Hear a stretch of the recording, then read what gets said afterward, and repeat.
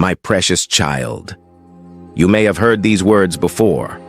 The Lord is my shepherd, I shall not want.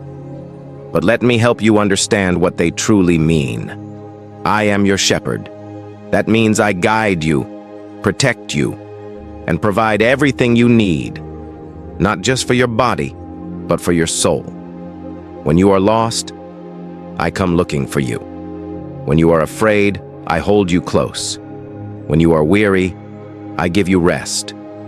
He makes me lie down in green pastures. He leads me beside still waters. This isn't just about a peaceful place. It's about your heart. I want to calm the storm inside you. I want to give you peace that this world can never take away. He restores my soul. Yes, I can restore you. No matter what has been broken, no matter how far you've wandered, I can bring you back. I can make you whole again. Even though I walk through the valley of the shadow of death, I will fear no evil, for you are with me.